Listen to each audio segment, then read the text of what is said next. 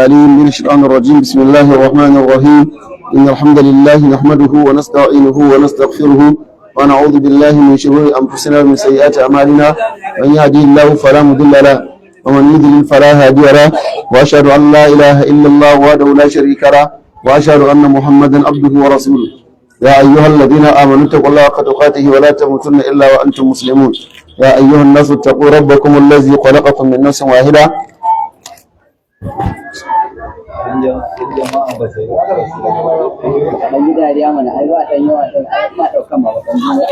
وخلق منها زوجها وبث منهما رجالا كثيرا ونساء، واتقوا الله الذي تساءلون به والأرحام إن الله كان عليكم رقيبا. يا أيها الذين آمنوا اتقوا الله وقولوا قولا سديدا يصلح لكم أعمالكم ويغفر لكم ذنوبكم، ومن يطع الله ورسوله فقد فاز فوزا عظيما.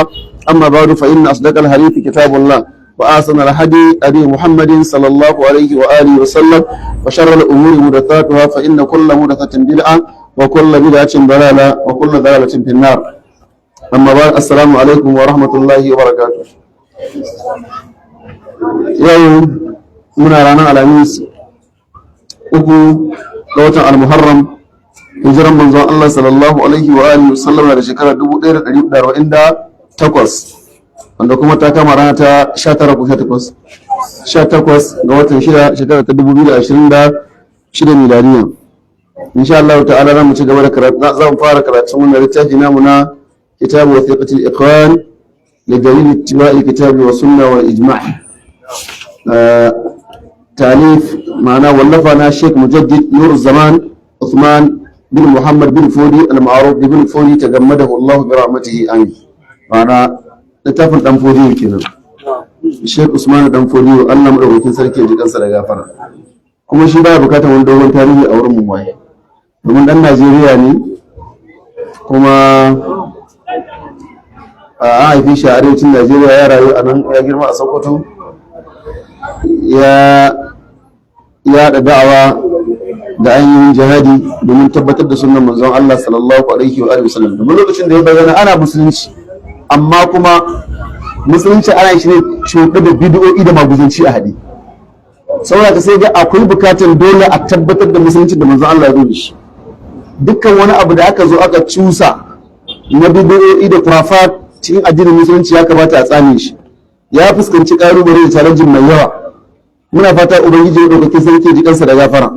Allah kafi mu dan fodi kurakuransa. Zaka wannan littafi na Usman ibn Fodi ne. Kitabu wathiqatul ikhwan. Bismillahir rahmanir rahim. Wa sallallahu ala sayyidina Muhammadin wa alihi wa sahbihi wa azwajihi wa zurriyyatihi wa sallama taslima. Tsira da amincin Allah su tabbata ga shugabanmu Annabi Muhammad da iyalansa da sahabbansa da matayensa da zuriyarsa baki daya. Tsira da amincin Allah tabbata gare su. Amin. Qala al-faqir mabukaci al-mutar li rahmati rabbih, wanda yake tsananin bukata game da rahmar ubangijinsa, ya ce bawa mabukaci wanda bukatar nasa ta yi tsanani wurin ubangijinsa, yana da tsananin bukata ga rahmar ubangijinsa. shi Usman ibn Fudi ya ce alhamdulillahi rabbil alamin, godiya da dukkan yabo sun tabbata ga Allah ubangijin halittu. Wassalatu wassalamu ala khairil mursalin, tsira da amincin Allah su tabbata akan mafi alkhairin manzannin Allah, shi manzon Allah sallallahu alaihi wasallam. Amma ba yace bayan haka, fa hadhihi wathiqatul ikhwan, wannan shi wathiqatul ikhwan li tabyini dalalati wujub ittiba'i kitabi wa sunnah. Shi wannan littafin wathiqatul ikhwan zai yi bayanin dalilai dalilai wanda suke nuna dole ne, wajibi ne sai an bi littafin Allah da sunan manzon Allah sallallahu alaihi wasallam wa ijma' da kuma ijma'in malamai na kwarai magabata. Wannan abin da yake zai karantar kenan, wajibi ne musulmi sai ya bi littafin Allah da sunan manzon Allah da ijma'i na magabata na kwarai. Wa dalili ijtinabil bid'a, ko zai kawo dalilai na nisantar bid'a liman yudini bi islam, ga duk wanda zai yi addini da sunan addinin musulunci. Dole sai ya nisanci bid'o'i. Kun gane da kyau? Dole sai ya nisanci bid'o'i in dai addinin musulunci zai yi. Wa dalilu ala wujubil kitabi, dalili yake nuna wajibi ne sai an bi littafin Allah qala ta'ala Allah madaukakin sarki yace wa hadha kitabun, wannan wani irin littafi ne daraja, wani irin littafi ne anzalnahu muka saukar da shi, mubarakun mai yawan albarka. Mubarak asali lafazin daga albirka, lafazin albirkatu kuma ita ce korama wanda ba ta karewa. Kun gani? Koraman da ba ta karewa, kaga ita babu wani lokaci da ba ta da amfani. Ma'ana ko da an dina ruwan sama, in ana ruwan sama za ku yi amfani da ita. An gani za a yi wanka, za a ci da dabbobi. Idan kuma aka ɗauke ruwan sama, za a yi bar ruwan shuka, za a yi bar ruwan yafi, za a shayar da dabbobi, na wata an gane da kyau, kuma kuma za ku ci gaba da amfani da shi har zuwa wani ruwan sama ya zo. To wannan irin wannan ƙorama ita kira da suna albirka. An gane da kyau a yi, ma'ana ita ce kaga mutane za su amfana da shi, ko shuka fa za ta amfana, dabbobi fa, tsuntsaye fa, kenan albarkar ta da iyaka. To shi ne wannan littafin da muka saukar maka da shi zuwa gare ka, irin wannan albarkar yake da shi. An gane to albarkan da tun da aka saukar da shi mutane ke kwankwada da dabbobi da tsirrai suke kwankwadan albarkar da ke cikin Qur'ani, har ta kare. To shi sai Allah ya siffanta alqur'ani cewa shi kitabun anzalnahu mubarakun, wani littafi ne mai daraja muka saukar da shi, mubarakun mai yawan albarka. Ma'ana albarkan da ke cikin alqur'ani ba ta karewa. An gane da kyau, duk irin daraja da irin falala da ka ga wani ya samu ko da kake ciki albarkacin alqur'ani, to yar kaɗan ne kaɗan ɗin sana saboda yawan albarkar da ke ciki. Yanzu wancan ƙorama da za ku lura da ke in ta rami da rani saboda ɗiba da sha, idan aka nunko wasu suke kuma jini sai kuma ta cika gam kamar ba taɓa shan ta ko ba taɓa ɗiban ta jiya ko shekaran jiya ba.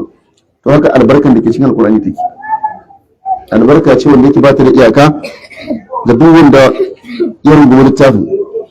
Fattabi'uhu sai Allah ce to ku bi shi. Lafazin fattabi'uhu umarni ne, al'amur kuma yufidu wujub. Ka'idan malaman usul suke cewa shi idan aka baka umarni to umarni ya nuna wajibi ne. An gane da kyau, sai in akwai karina da za ta nuna cewa wannan umarnin ba wajibi bane, to sai ya zama mustahabbi ko kuma ya zama halal. An gane ko? To amma shi wannan umarni ne wajibi. Wa hadha kitabun anzalnahu mubarakun fattabi'uhu, wannan wani littafi ne mai yawan albarka muka saukar muku, muka saukar da shi zuwa gare ka ya Rasulullah, fattabi'uhu, saboda haka ku bi shi. Kenan idan wani ya zo ya kauce bai bi shi ba, yana da uzuri? Yana da uzuri? Bai da uzuri, saboda Qur'ani ya ce Allah madaukakin sarki ya ce mishi ya bi. Wa fil hadithi qala sallallahu alaihi wa sallam, manzon Allah ya ce inni taraktu fikum wa'idaini, lallai ni na bar muku, na bari a cikin ku waɗansu wa'azi guda biyu. Na bar muku wa'azi guda biyu. Lan tadillu, ba za ku bauta ba har abada, ma tamassaktum bihi ma, matukan kuka yi riko da su. Matukan kuka yi riko da su ba za ku bata ba. Annadiqu was-samitu, akwai mai shiru, akwai mai magana. Akwai wa'azi mai magana, akwai kuma da shiru ne kawai. Annadiqu, shi wa'azin da yake magana, huwa al-Qur'an, shi ne Qur'ani. Shi Qur'ani magana yake, ku yi kaza, ku bar kaza, ku kusanci kaza, kar ku kusanci kaza, kar ku aikata kaza, ko ba ka ba, ya baka labari kuma, ya baka umarni, ya maka hani, ko ya baka labari. An gane ko? In ya baka umarni su ake ka aiwatar, in ya baka hani su ake ka nisanta, in ya baka labari kuma su ake ka lura. Bai da kyau ka koyi wani abu a cikin wannan labarin. In mutanen kirki a baka labarin sai an so kai hali irin nasu, idan mutanen banza aka baka labarin ya so ka kai hali irin nasu. Ina ba ta Allah da kyau. In aka baka labarin mutanen kirki mutanen banza, ko ne sai ya gwada maka karkin shi. An gane ko? Saboda kai ma kasancewa duk wanda ka bi irin yadda yake kyakkyawan karshe, in kyakkyawa ka bi, in nagartattun mutane ka bi, yadda suka kyakkyawan karshe kai ma haka za ka yi kyakkyawan karshe. Idan aga maka mutanen banza ka bi irin nasu yadda suka yi mummunan karshe, kai ma haka za ka yi mummunan karshe. Wasamitu, shi ko mai shiru, wa'azi mai shiru, almautu shine mutuwa, shi aiki kawai za ka yi, kuna tare da mutum kawai lokaci guda kai ka ji ba shi kawai ya tafi lahira. Wata ma matar ka ce kun kunta lafiya da kai sai kuwa gari kawai wata nan ta mutu. Wani uba ne, wani uwa ne, wani ƙani ne, wani wa ne, wata miji ne, ina fata an gane da ke. Duka wannan wa'azi ne da yake nuna maka matanka ta mutu, saurawa kenan, saura mijinta kai kenan. Ɗanka ya mutu ya ke gaya maka, saura kai uban kenan. Gane mahaifinka ya mutu ya ke gaya maka, saura kai ɗan kenan. Mahaifinka ta mutu ya ke gaya maka, saura kai. An gane da kyau ai. Ɗanka ya mutu ya ke gaya maka, ka fa shirya. Kar ka ɗauka wai kawai a'a ana ɗauke su ne kawai a'a so ake kai fa ka lura saurawa ne, kai ne a layi. Saboda duk lokacin da ka ga wani ya mutu, sawa'un na kusa da kai ne ko nesa da kai ne, abinda Allah yake so ka lura shine ne saurawa, saura kai. Don wata kila daga wannan kabarin kuma sai naka wallahi. Za mu maki wallahi a yakan. Daga wannan kabarin da kai je ka raka sai kuma kai ne a gaba.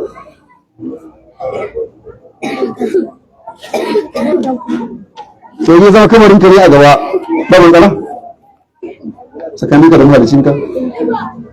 Abin da ya ce ka yi din kayi, abin da ya ce ka bari ka nisanta ka nisanta.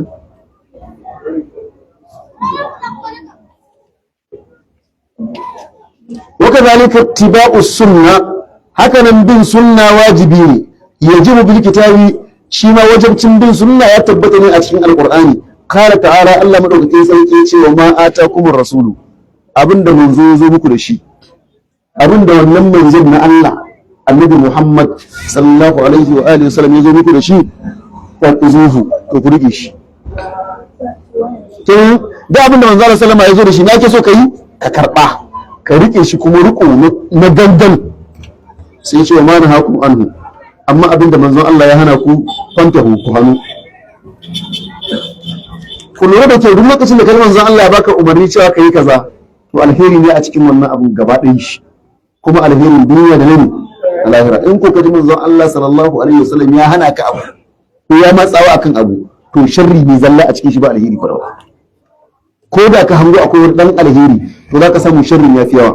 Don ka'idar shari'a kenan, duk abin da ya zama amfanin shi ya fi cutarwar shi yawa sai a halatta ma. Duk abin da ya zama cutarwarsa da musifan da ke ciki ya fi amfanin shi sai a ne, sai a haramta maka shi. Allah ya sa kuna tare da ni. Wa fil hadithi, ya zo a cikin hadithi, qala rasulullahi sallallahu alaihi wasallam, manzon Allah tsira da amince Allah ta gare shi ce, alaikum bi sunnati, alaikum bi sunnati, ku farike sunnata. Ya zama wajibi gare ku ku rike sunnata. Injiya to in baka sunna mani zaka yi, kada ma wanda zaka yi. Kun manzo sallallahu alaihi wasallam ya ce, alaikum bi sunnati wa sunnati al-khulafa'i ar-rashidin, wa sunnati al-khulafa, sannan da kuma sunnan kalifofi na min ba'di, waɗanda ke bayana. Addu alaiha bin nawajiz, sannan ku cije ta da haƙura. Kun gane kuwa? Idan ku ka rike sunnan kuma sai kun hada da haƙuri kun cije. Don Allah ya manzo Allah ya kirki da wannan bayanin.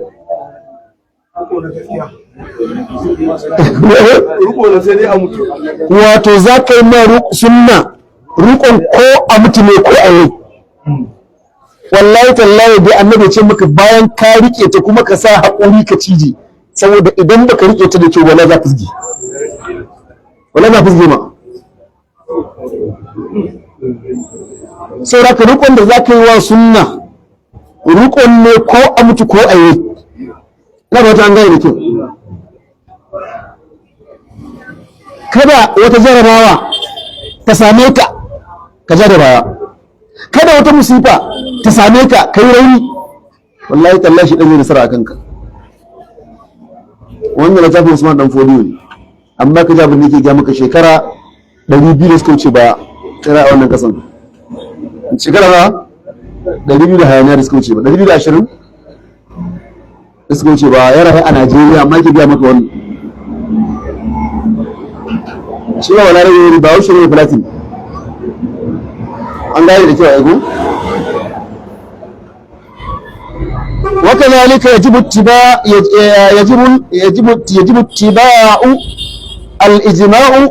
الإجماع بالكتاب sannan ya wajaba kuma a bi ijma'in malamai, ijma'in magabata na kwarai, shi ma wannan ya zo a cikin Qur'ani. Qala ta'ala, Allah ya ce man yushaqiqir rasula, duk wanda ya sassaba wa manzon Allah, duk wanda ya sassaba wa manzon Allah sallallahu alaihi wa sallama min ba'di ma tabayyana lahu al-huda, bayan shari'a ta bayyana gare shi. Min ba'di ma tabayyana lahu al-huda, bayan shari'a ta bayyana gare shi, ya karanta, an mishi bayani, ya gane karara, amma sai saba wa manzon Allah sallallahu alaihi wa alihi wasallam. Wa yattabi ghayra sabilil mu'minin, sai ya ba hanyar mu'mini ba. Su waye mu'minin farko a wannan al'ummar? Su waye su sabbin manzon Allah sallallahu alaihi wasallam, ga inda suka bi, kai kuma sai kai haka. Sun yi gabar, kai kuma sai kai yamma. Sun yi kudu, kai kuma sai kai arewa. An gane da kyau ai ko? Sai ka ba hanya da su suka ba. Shi yasa kuke ga ko wajen alqur'ani muka ce fassaran ka ba za ta yi ba, sai ka fassara kamar inda suka fassara, domin su ne ɗaliban annabi Muhammad sallallahu alaihi wasallama. Shi ne ya koya musu qur'anin da kanshi, shi ya koya musu fassaran qur'anin da kanshi, shi ya ga musu ma'aunin ayoyin nan. Kuma na rantse maka da Allah da ya halicce ni, ba aya kwaya ɗaya a cikin Qur'ani wanda ba su yi aiki da ita ba. Babu ita wallahi. Ashe kai makanka za ka je ne ka duba, idan ka ga aya ka karanta ta ma'anar da maka da yi, sai ka kowa ka ga to su ai lokacin da aka sauka suna raye ya suka yi aiki da wannan ayar, inda yana nan a rubuce. Sai ka yi aiki da ayar kamar inda suka yi aiki da ita, wallahi ka tsira. Da za ku karanta suratul baqara da ke kudi sashin dinta, za ku ga ubangiji madaukakin sarki yace fa in amanu bi mithli ma amantum bihi, sai ce ne faqarita da yace fa in amanu, idan mutanen duniya gaba ɗaya suka yi imani, duk duniya fa shi ne fa in amanu, in duk duniya sun yi imani bi mithli ma amantum bihi, da irin abin da kuka yi imani da shi, ku suwa kenan? Ku sabon manzon Allah ke. To karita da tabbas hakika sun shiri. Kun ga ga ashe imani ma sai kai irin nasu na Allah zai karba. Wallahi tallahi. Sai ya zama inda suke sallah haka ke sallah, yadda suke azumi haka ke azumi, yadda suke cin abinci haka kake cin abinci, yadda suka dage wajen neman halal haka kake neman halal. An gane cewa yanda suke biyayya ga Allah haka kake bin Allah, yanda suke biyayya ga manzon Allah haka kake bin manzon Allah, yanda suke bin iyaye haka kake bin iyaye, yadda suke yi wa iyalin su haka kake yi wa iyalinka. Ina ba ta an gane da kyau. Amma in ka saba musu ka samu matsala. Shi sa Allah ya ce wani shaqiqir rasula, duk wanda ya sassaba wa manzon Allah min ba'di ma tabayyana da huda, bayan shari'a ta bayyana gare shi, wa yattabi ghayra sabilil mu'minin, ya ba hanya ba wanda mu'mini suka ba hanya mu'mini ba. Allah ce ni wallahi ma tawalla, za mu runguma mishi abin da runguma mu kansa. Muka karatu ne ni wallahi ma tawalla, za mu jibinta masa, za mu runguma masa abin da ya runguma kansa na musifa. Amma malam ina yi sallah ne irin na sayyidina Umar, saboda ta na rubuce kuma ita muke yanzu, saboda nan mun karanta yadda manzon Allah yake, ina wata an gane ke, kuma Umar ibn manzon Allah yake, a gane da kyau ai. malam an ci amar bai da kibiyar bai da yi sauran sallah ce. Na? An ci amar bai da kibiyar bai da yi sauran sallah ce. Shi Ba lura yanzu so kuma mutum ai zai ke juya. ai wannan kuma yanayin karfin imani da bin misali, shi ya ce kai irin na mutum da bai, an gane da ke, in aka Hausawa suna cewa kama da wani ba ta wani, su kuma malamai dama abin da suka ce ne tashabbahu fa in lam takunu mislahum, ku yi kama da su ko da ba za ku yi irin nasu ba. Kun ga ko ko ba za ka iya irin nasu ba saboda karfin imanin ka bai kai nasu ba, to ka bi kamanta irin nasu. Man tashabbaha bi qawmin kamanceceniya da mutane, siffantuwa da siffarsu na nuna soyayyarka da su ne. Ka gani da kyau? Da za ka lura idan ɗan ƙwallo sport ne yana son wani ɗan ƙwallo, za ga rigar sai ɗauko ya saka, sai ka ji ana kiran shi da sunan ɗan ƙwallon, wani ma ba musulmi ba. Kai wani soyayyar shi ta kai har aski ma irin na sheki, kai wani soyayya ta kai har aktin matafiya irin na sheki saboda soyayya. So alaman kana son mutane shi ne a ga kana ɗabi'a irin ta ne irin ta su. In ka zo magana kai gaskiya irin yadda suke gaskiya, in a baka amana ka rike amana irin yadda suka rike amana. An gane da cewa in aka yadda da kai ka nuna cewa kai yardajje ne kamar yadda haka suka rayu. Sannan kuma in ka je ibada ka tsaya gaban Allah ka gwada wa Allah madaukakin sarki cewa lalle kana bautan Allah ne kamar yadda su ma suke kutanta. Na fata an gane da ke. Ubangiji shi yadda mu. Wani sulhi jahannam, sannan idan muka jibinta masa abin da ya jibinto ma kansa kuma sai mu shigar da shi cikin wutan jahannama, wasa al masira ta yi muni ta zama makoma gare su. Wa fil hadisi ya zo cikin hadisi annabi sallallahu alaihi wasallam ke cewa la tajtami ummati ala dalalati. Kai al'ummata ba ta haduwa kan bata mala. Al'ummata ba ta haduwa kan bata. Kun mutane suna yin kuskure, amma lokacin da malamai suka haɗa kan abu ɗaya suka yi matsaya, wannan abu yana da isma, yana da kariya, wannan abu ba zai taɓa ba kuskure ba. Kun gane to shi yasa kuma duk lokacin da wani sabon abu ya zo, to malaman wannan zamanin su ya kamata su zauna su yi fatawa kan shi, kowa ya faɗi dalilan shi na halacci ko kuma rashin halacci. Ina fata an gane idan suka yi matsaya akan wannan abu sunan shi shari'a, tunda ba a samu nasi na Qur'ani ko na sunnar manzo Allah sallama ba, to yanzu malamai sun samu dama kuma su tattauna akai domin su nuna hukunci a musulunci, kuma idan suka yi matsaya akai shari'a. Allah ya sa mu dace.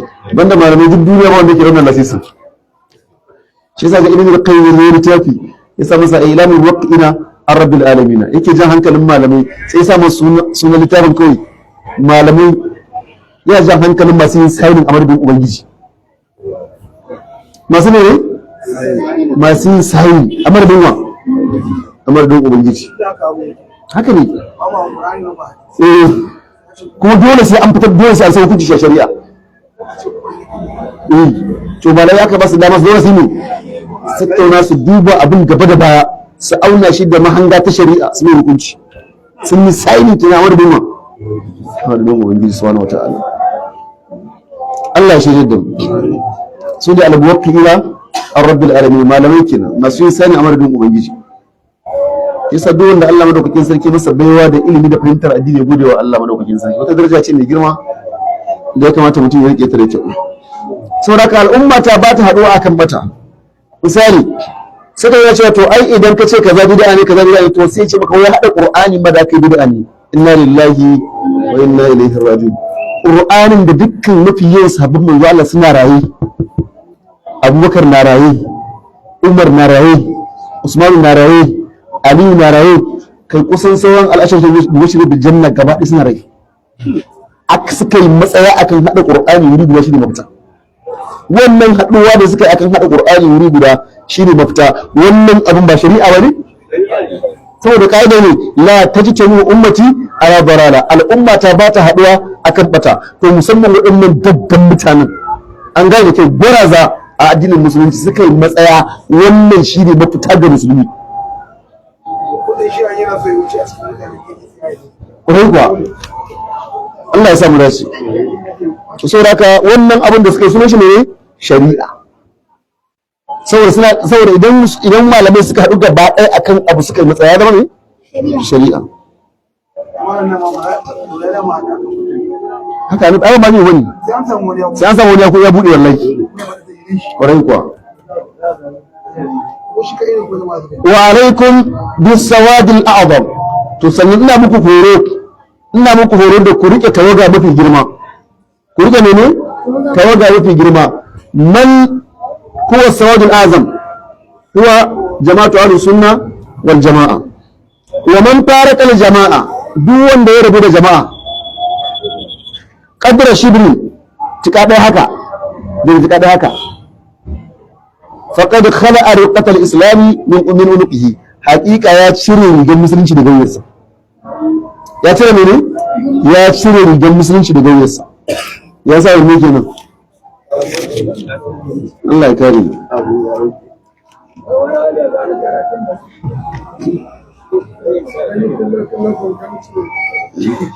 Wannan rigar wa yanka?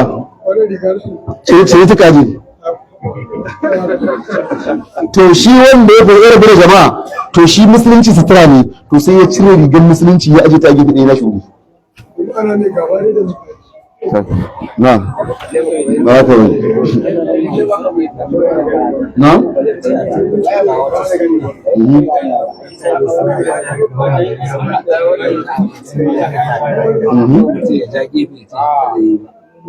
A shi kuma wannan ba na nan. Wani mutane su fahimci abu ga abu hakika sunna ne. Duka kowa sun yi da sunna ne saboda dalilai na shari'a. Sai kai kuma kawai da kace to ba za ka yi ba. Idan ka kai wannan kai sunan ka dan iska. Allah ya ku sunan ka ne dan iska tunda baka musa ba. Kun ga yake ai. Amma da ka karyata da ka yarda. Kun gane yanzu? Da ka yaƙe ta da ka yarda. Amma na yanzu sunna ne ba zan ba. Kaga wannan cikakken dan iska kenan. Cikakken fasiki kenan. An gane da kyau ai. Saboda in ka tabbatar abu ya tabbatar daga manzo Allah sallama wallahi baka da uzuri in baka aikata shi. Matakala ta baka da manzo Allah sallallahu alaihi wasallama. Saboda haka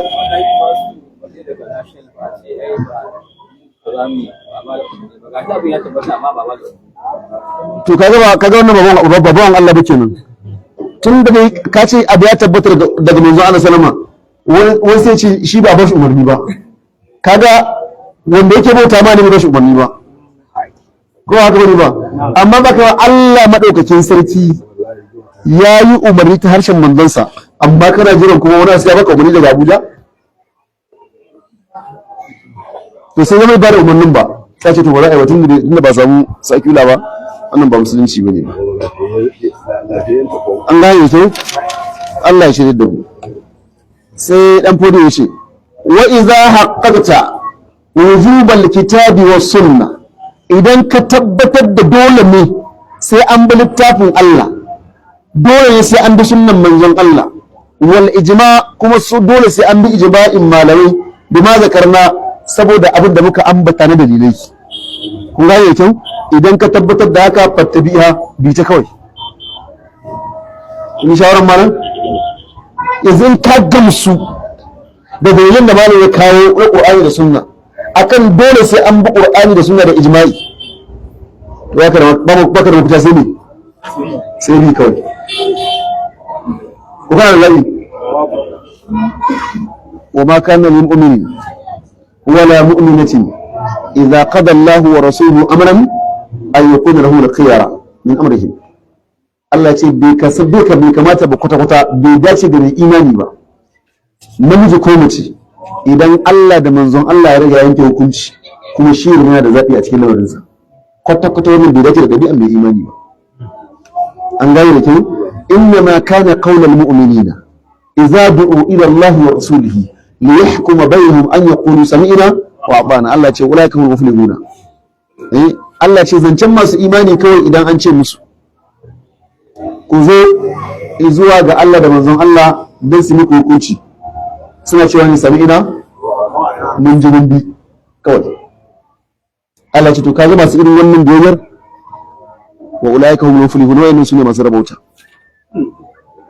Allah ka sanya mu cikin su.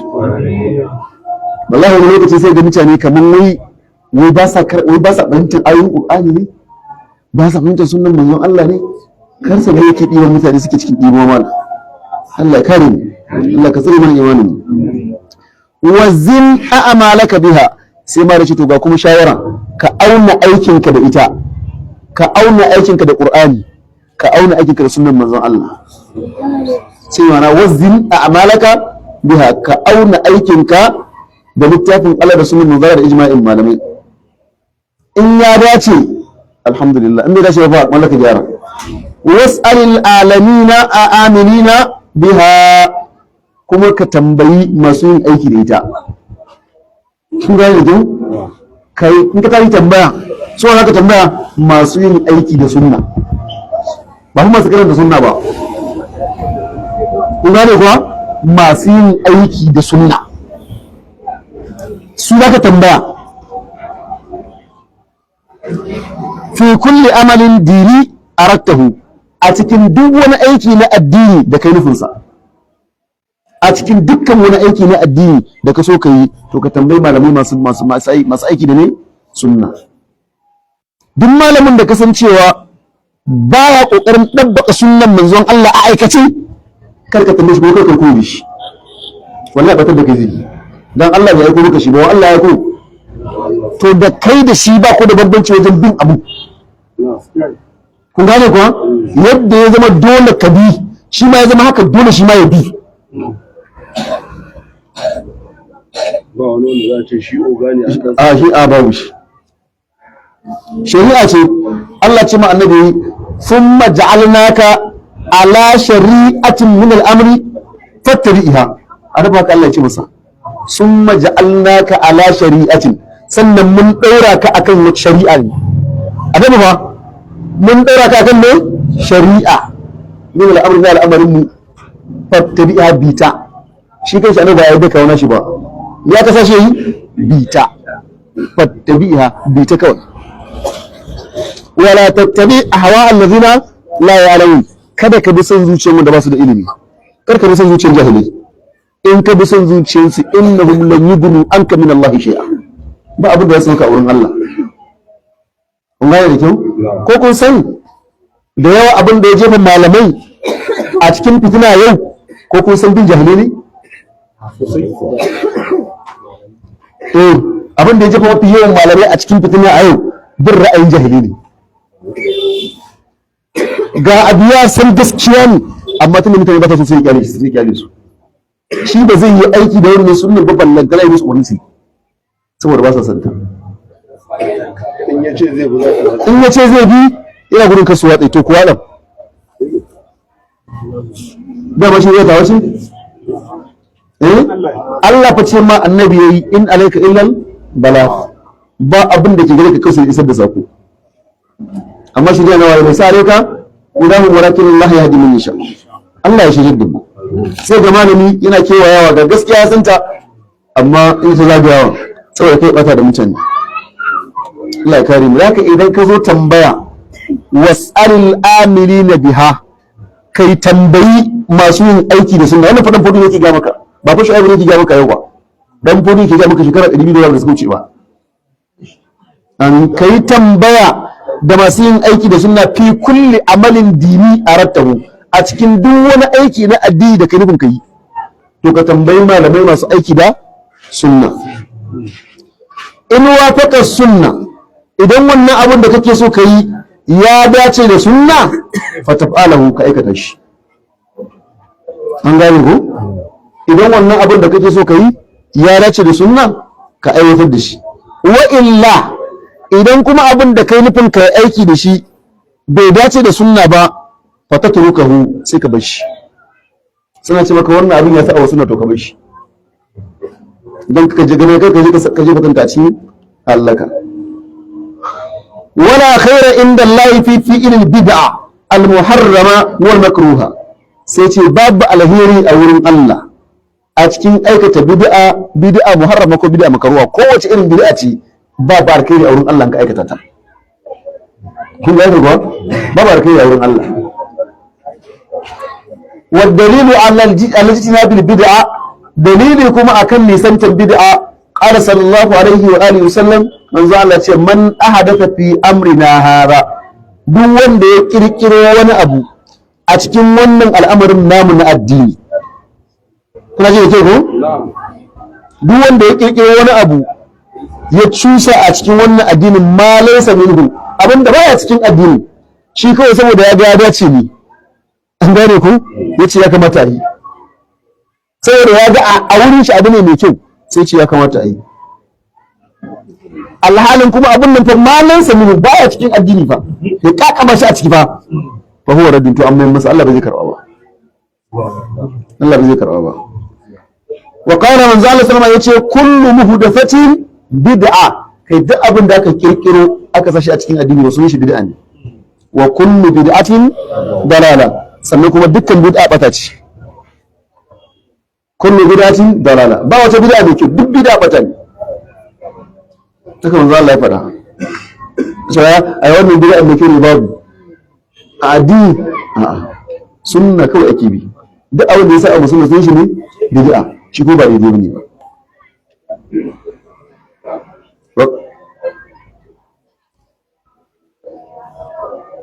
ما قد ذكره النووي والبدعة ما ليس له أصل في الكتاب والسنة والإجماع sai ma dai ce abin da ake ce ma bid'a ko tambayan ka yi me ye bid'a kun gane da kyau sai ce wal bid'atu abin da ake ce ma bid'a ma laysa lahu aslun fil kitabi was sunna ma laysa lahu aslun fil kitabi was sunna wal ijma shine abin da bai da asali a cikin littafin Allah bai da asali a sunnan manzon Allah bai da asali kuma a ijma'in malamai kun gane da kyau ai da abin da ce ka akwai a Qur'ani kace babu akwai a hadisi kace babu akwai a littafin fiqh kace babu kai ko kun ji ne ra'ayin nabi zama addini kin zai yi a ce ga wani abu ne addini sunan shi amma musulunci bai ce kuma ya kai shi ba zai yi a ce ga wani abu alheri ne abu ne mai kyau amma annabi bai ce kuma ya kai shi ba to annabi ma bai ku zabin da yake cewa ma min nabiyyin min al-anbiya'i illa kana haqqan alayhi an yadulla ummatahu ala khayri ma ya'lamuhu lahu wa yuhadhdhiruhum min sharri ma ya'lamuhu lahu yace babu wani annabi cikin annabawan Allah face ya kasance haƙƙi ne akan wannan annabi sai ya nuna ma al'ummarsa duk abin da yake alheri ne duk abin da yake alheri ne sai ya nuna musu wa yuhadhdhiruhum min sharri ma ya'lamuhu lahu kuma sai ya sanar da su duk abin da yake sharri ne ba wani annabi cikin annabawan Allah face sai ya sanar da al'ummarsa duk alheri kuma ya sanar da su dukkan sharri saboda duk abin da kaji annabi sallama bai karantar da shi ba bai sanin akan shi ba wallahi da alheri bane wallahi ko da malaman ka sun gan shi a matsayin abu mai kyau ne wallahi bata ne da shiriya ne da manzo Allah ne zai shi da alkhairi ne da manzo Allah ne zai karantar da shi Allah ya aiko shekara 23 da karantar da mutane addini duk abin da yake na shari'a duk abin da yake mai kyau ne annabi ya koya ma mutane kai ku yanda ku je ku kirkiro na ku kirkiro na ku Allah ba zai karba ba dan abin da kuke ce ma Allah turo annabi ba ku bukata turo annabi da Allah yi ku ba ku da bukatun shi ku za ku kirkiro naku da kanku ba ku bukatar na Allah ballantana manzon da ya aiko Allah ya kare mu sadaka bid'a shine ne ma laysa lahu aslun fil kitabi wa sunna wal ijma shine abin da bai da asali a littafin Allah bai da asali a sunnan manzon Allah kuma bai da asali a ijma'in malamai wa dalilu aidan alajtina bil bid'a dalili kuma akan nisantar bid'a ma qad zakarahu an-nawawi shine abin da Imam an-Nawawi ya ambata fi sharh Muslim a cikin sharh Muslim min ziyarati hasana na wato idan mutum ya ƙara wani abu mai kyau wani abu mai kyau ne mutum ya zo ya ƙara fa an gane da kyau ba kuma da ke wani abu ne ya gani mai kyau sai ya zo ya ƙara akan na annabi to Allah bai zai karɓi wannan mai kyau mai ƙara ba kun gane da kyau ai da kuma abin da kake cewa ga wani abu mai kyau amma annabi ya koyi bai koya mutane ba tuhuma ce kun gane ba me kake yi tuhuma ne ga wani abu mai kyau amma annabi bai koya ma mutane ba kai yanzu ka gano warka koya ma mutane man anta summa man anta summa man anta who are you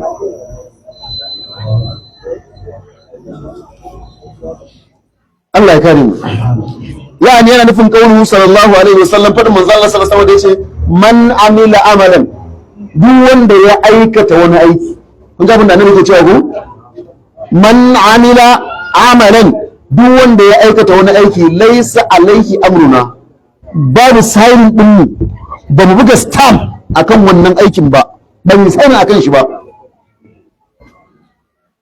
fa huwa raddu to amma masa kenan duk wani aiki na addini dole sai ya zama manzon Allah ya yi sani akan shi inda kuna so Allah ya karba idan dai manzon Allah bai sani akan shi ba to wannan abu sunan shi addini ba kuma an kuyi sunan addini Allah ba zai karba ba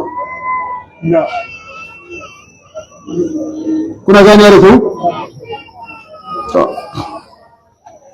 ai mardudun alaihi ai abun mayarwa ne gare shi gari maqbulin minhu ba za a karba ba.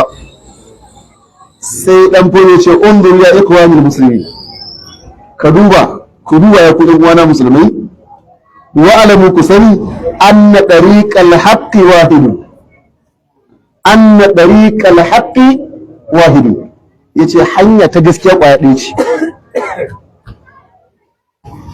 Injiwaye ni dan fodiyo. wa alamu anna tariqal haqqi wahidun, ku sani lalle hanyar gaskiya kwaya ɗaya ce, ba biyu bane ba, kwaya ɗaya ce.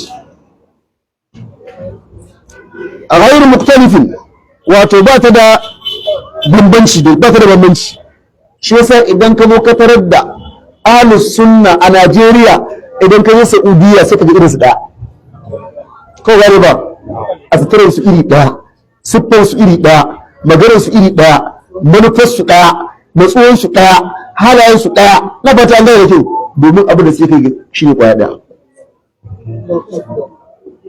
shi yasa idan ka zo ka kalli yadda Saudi Arabia suke yada da'awa, idan ka zo ka kalli yadda ahlus sunna a suke yada da'awa, sai dai kawai salo da kowa sirra, amma abu da suke karantarwa ina da kyau. amma bid'a ce kawai da ka zo ka zo nan garin ka ga yanda muke yi daban, in ka je san garin su ba ga da suke daban, su an gani san garin da suke daban, su an gani san garin da in ka bar wata kasan ka je duka na wannan kasan abin da suke daban, tsarinsu daban, manufansu daban, na wancan ƙasar ma haka. amma a tsarin musulunci duk ƙarin sunna ɗin da suke da kasan manufansu ƙwaɗe ne, sai ta tana kan hanyar ƙwaɗe, saboda anna ɗariƙar haƙƙi wahidun, hanyar gaskiya ƙwaɗe ce jama'a. Karka ci kawata man ga lokaci, in za ka bi gaskiya kawai ka bi gaskiya, in za ka bi son zuciyarka ka je ka bi ka jira abin da Allah zai yi.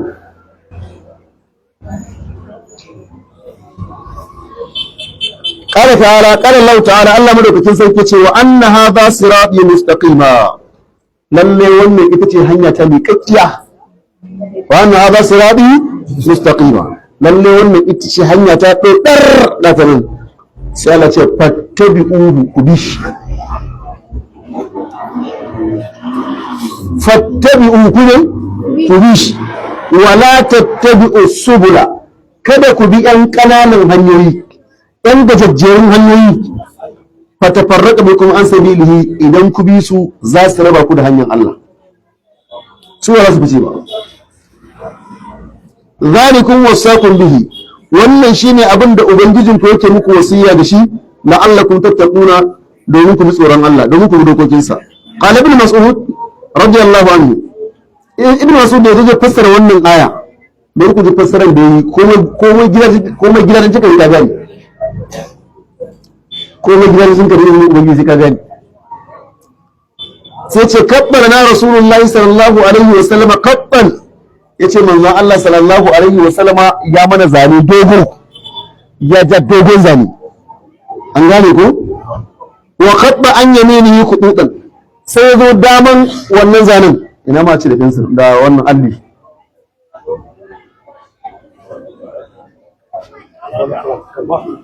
kun gane da kyau gaskiya, ko gawa ya nemo mana ana wanda suke kusa, yawa kawo ta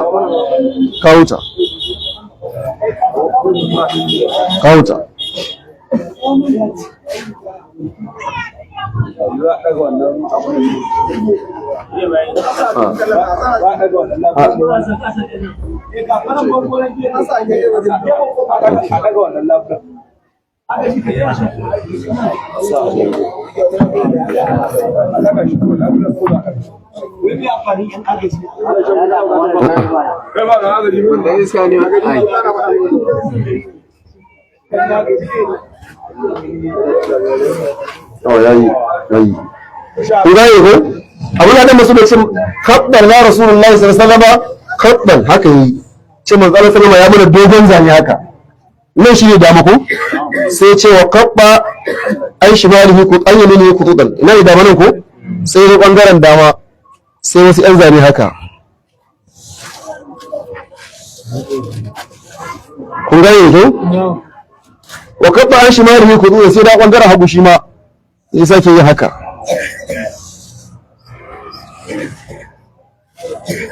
Kun gane? Kun gane ko? Ya yi dogon zane haka. Sai da ɓangaren dama yan zane nika, sai da ɓangaren hagu shi ma ya wadansu yan zane haka. Kun gane da kyau? Sai ya ce, faƙara sai ya ce hala sabilullahi. Kun ga wannan dogon? Shi sabilullahi in kai shi har aljanna.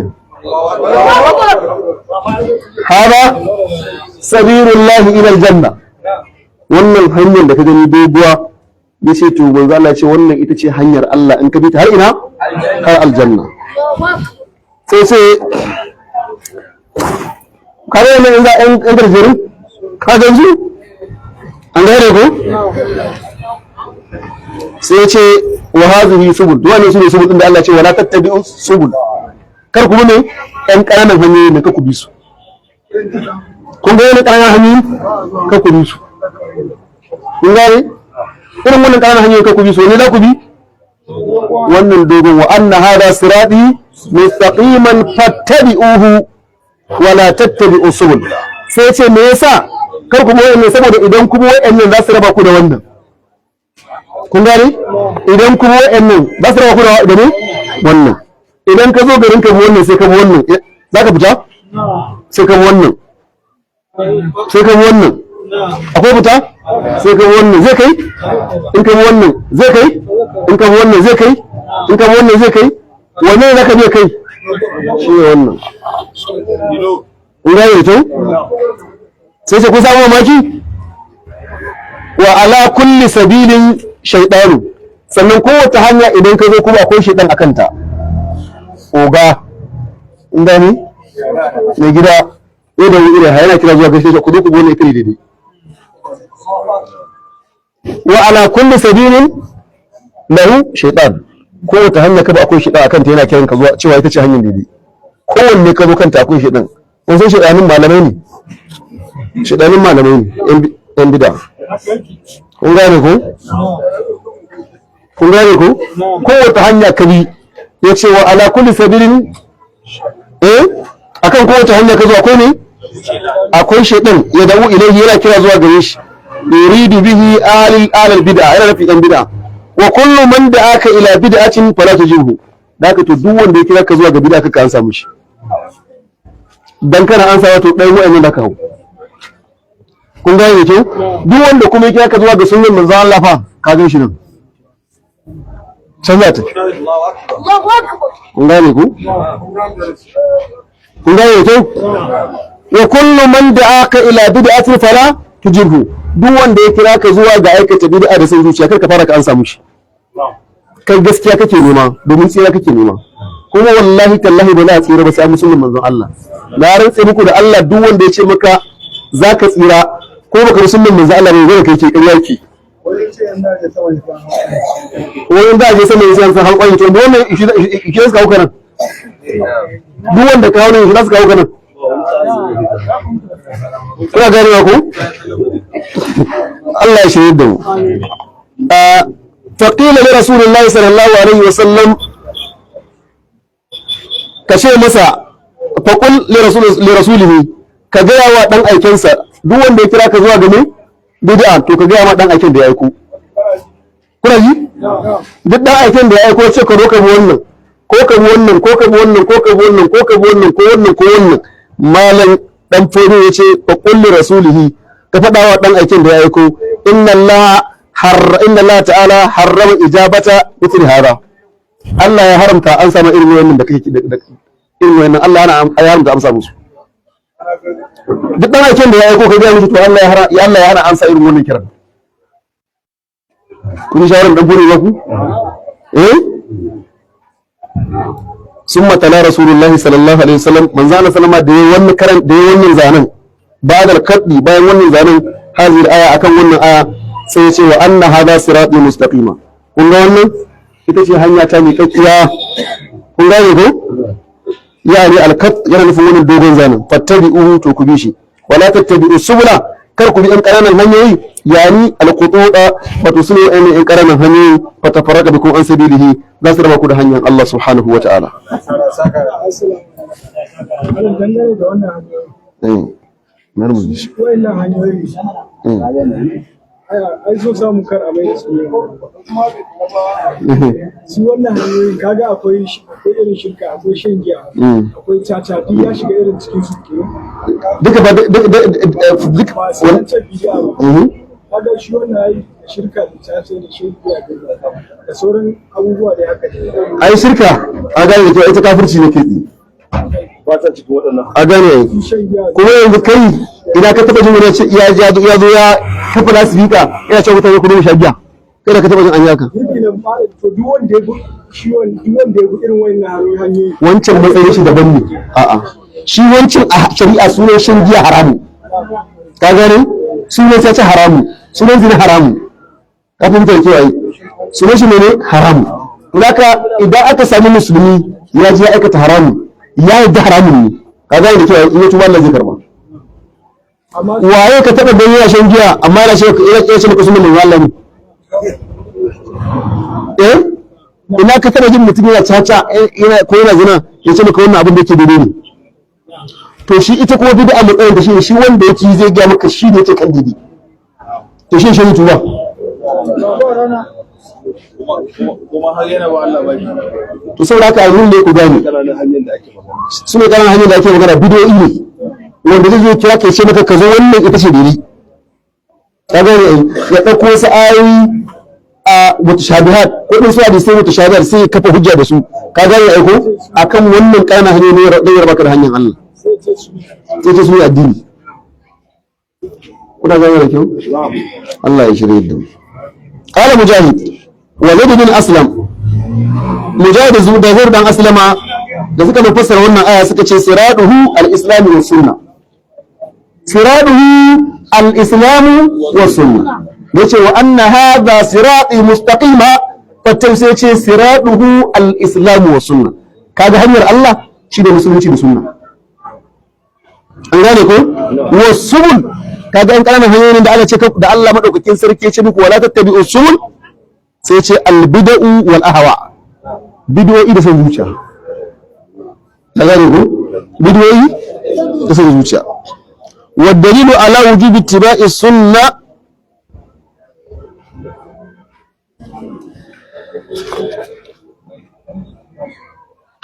lokaci yayi wannan gabanta da zai bare da gaske Allah madaukakin sarki ya shirye da mu wannan littafin da muke karantawa kun gani ba ruwa da rabu ne rubuta ku Sheikh Usman bin Fodi wannan ɗaya daga cikin littafin da ya rubuta kuma muna da bukatar su irin wannan lokaci shi ne iya ga gaskiyar magana su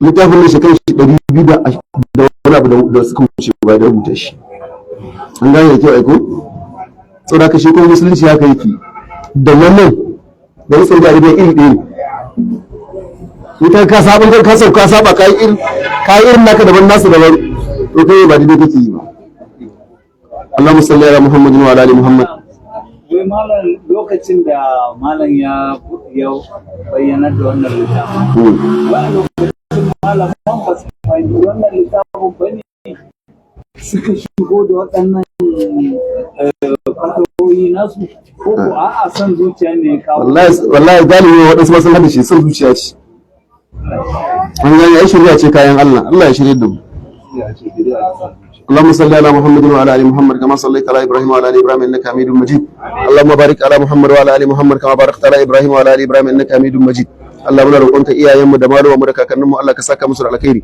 waɗanda suka mutu daga cikin su Allah ka ji kansu da gafara Allah ka yafe musu kurakuran su Allah ka sa su a aljannan firdausi Allah waɗanda muke tare da su Allah ka sa mu zama sanyin ido gare su Allah ka sa mu zama farin cikin rayuwar su Allah ka ba mu ikon kyautata musu Allah ka ba mu ikon daukan ɗawainiyin su ya Allah zuriyar mu Allah ka musu albarka ya Allah zuriyar mu Allah ka musu albarka ya Allah ka inganta rayuwar su ya Allah ka inganta rayuwar su ya Allah ka sauƙaƙe mana tarbiyyar su ya Allah ka sauƙaƙe mana ɗawainiyin su ya Allah ka sauƙaƙe mana ɗawainiyin su ya Allah ka hada mu da su a gidan aljannan firdausi ya Allah wannan ƙasa ta mu Allah ka ba mu aminci ya Allah ka ba mu zaman lafiya wannan fitintunu da suke adaba mu a wannan ƙasa Allah ka yaye mana ya Allah muna roƙon ka zo da mu lafiya Allah wannan zaɓe da muke tinkara muna roƙonka Allah ka zaɓa mana shugabanni na gari ya Allah kada ka bar mu da wayan mu ko dabaran mu Allah ka zama gatan mu Allah ka zama gatan mu Allah ka zama gatan mu ربنا آتنا في الدنيا حسنة وفي الآخرة حسنة وقنا عذاب النار ربنا آتنا في الدنيا حسنة وفي الآخرة حسنة وقنا عذاب النار ربنا آتنا في الدنيا حسنة وفي الآخرة حسنة وقنا عذاب النار ربنا هب لنا من أزواجنا وذرياتنا قرة أعين